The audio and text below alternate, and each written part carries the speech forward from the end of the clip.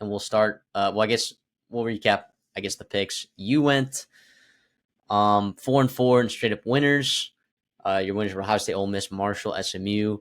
Your losers were Illinois, Iowa State, Texas A&M, and Clemson. You were 2-6 ATS. Ohio State, Texas Tech were your winners ATS, and then Illinois, Arkansas, Marshall, Texas A&M, Clemson, Pitt were your losses ATS.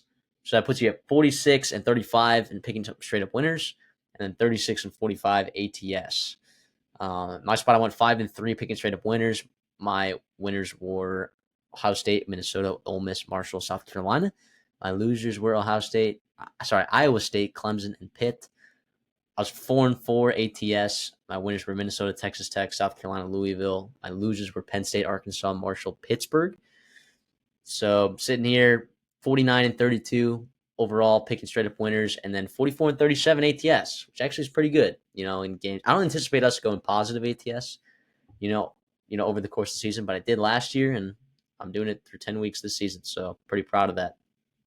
But as we're looking at these, there are definitely some misses here. I regret taking Arkansas +7. I know Taylor Green got hurt, but I don't think it would have mattered, really. And then the whole Pitt game, we'll get into that. Those are my regrets, right? In terms of like when I was looking at the board. What about you? And then also, by the way, I took South Carolina, not because I actually thought South Carolina was going to win, but because I was 0 on A&M picks, and I am an A&M fan, so that one hurts to chalk up as a win, as a green on my board. But see, I mean, what do you? I mean, you kind of are hurting this week a little bit, but yeah, this is a tough week, dude. A lot of favorites fell. It was, and so obviously I talked about the corner. Lost my Illinois ticket, lost my Clemson ticket as well. But outside of that, Iowa State as 14-point dogs took them to cover. They lost straight up in a last-second thriller against Baron Morton and Texas Tech. That was awesome. I thought Marshall outplayed ULM. We'll get into these games more often, but I don't know. I mean, Ole Miss looked fantastic, better than they looked all year, really, against good competition. And yeah, what can I say? Credit to SMU, dude, man. They're playing really good football. And that game, we're going into potential SMU Miami game in the ACC, and it's going to be pretty awesome. Yeah, and SMU kind of would become a bid stealer if you think about it, because I mean, you could argue, we'll see. You can't really argue that they're if they because if they their lose, one loss it's is hard. BYU. Yeah, but their best win, I guess it's Pitt now. It's their best win, and we'll see what Pitt does the rest of the way here. So, and they got to play Clemson still. So, but yeah, let's talk about Ohio State at Penn State. All right, Will Howard wins a ball game. Now, of course, got to credit this defense and the effort that they put in stopping the run, absolutely shutting them down. Something that we've been waiting for this Ohio State defense the last couple of weeks. You were concerned about it. I took Penn State to cover this game. I did take Ohio State to win this game, which sounds kind of stupid and statistically unlikely, but I thought it was going to be a close game. And it was? And it was. Yeah, it was a close game. But Ohio State comes out on top. James Franklin, the narrative still continues that you can't win the big one. But I'm not on the fire James Franklin train like some people are. I don't think you are either. Like, they've consistently won football games and put themselves in positions. And if you do that enough, at some point, you're going to break that seal. But yeah, Will Howard played well. The defense played awesome. And that's the national championship Ohio State team that I was anticipating seeing coming into the season. Yeah, and if they went out like they probably should against Washington, Purdue, potentially on the road against Minnesota, Maryland, they're probably going to the playoffs. So you're not going to be firing James Franklin anytime soon. If he's doing that, you played a really close game against Ohio State.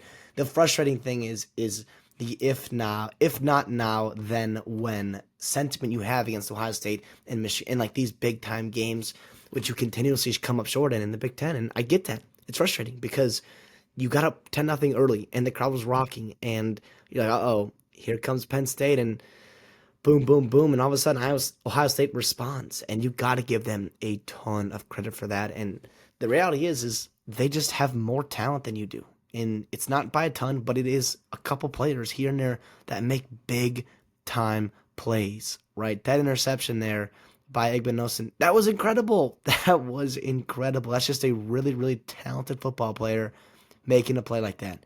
And that changed the outcome of the game. and a lot of people give him Kolnicki a lot of flack, right, for his play call, his play design, more specifically on that 4th and goal there.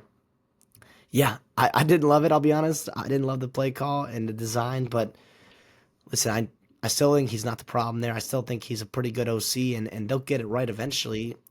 You just played a really good defense. You played a really good football team, and you lost. That happens. I know it sucks. Now, that's the thing. It's like ultimately, like I'm not gonna knock how I think of Penn State in terms of like what I think they should be ranked or what they're rated power ranking wise or my perception of how good they are, right? Because of the game, because I saw how close and competitive it was. The frustrating part is that like they were so close, and the frustrating part is that like they couldn't get it done, and they were so close, and it was a miscue here, a mental mistake here, a bad play call here, whatever it may be, that they couldn't let them get over the hump. That's the frustrating part, and I get that. If you're Penn State and you're upset because you have high expectations, yeah, I absolutely get that. But listen, I don't think Penn State's like a serious national championship contender, but I do think they need to if they do improve, which by the way, most college football teams do improve throughout the season. Like that's just kind of, especially the best teams, the best coach teams, but I think they have a good staff. They're going to still get better, right? And it's also like these guys, I know they're older guys, but playing in these big environments, the more and more they play them. Ohio State already was tested. They were already battle tested against Oregon in Eugene. They were ready to play this game and ready to battle that adversity.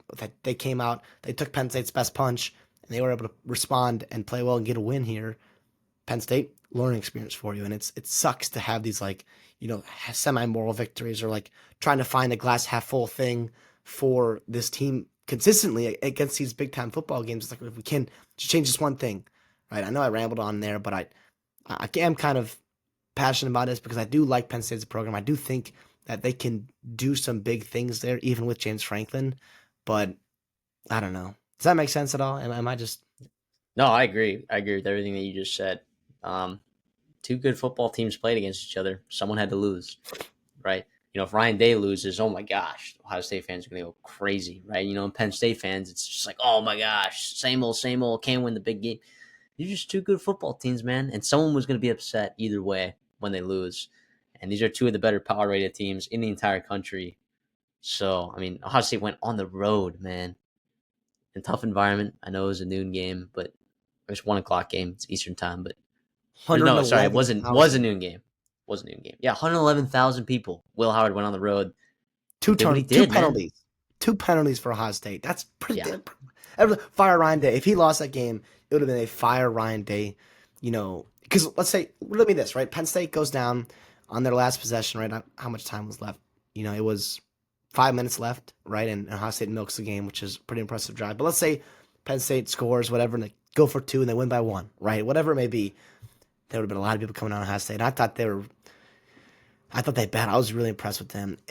I can't believe I heard, like, from people I respect, Ohio State is not a national championship contender. A serious national championship contender. Are you kidding me?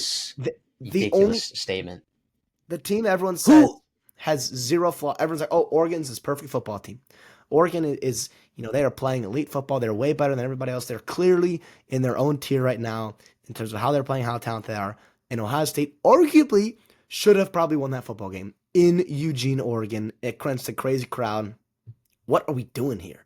What is this? Like, Penn State lost against probably the second or third best team in the country and maybe the first best team in the country. That's your only loss right now in a tough one. Yeah. But you do have to run the ball better. You do have to run the ball better with Cole No, McKee at home, Allen and Singleton not being able to get going. Like after Nebraska did it, Oregon did it. Oregon did it. So that Ohio State Indiana game is going to be awesome. I cannot wait for that game.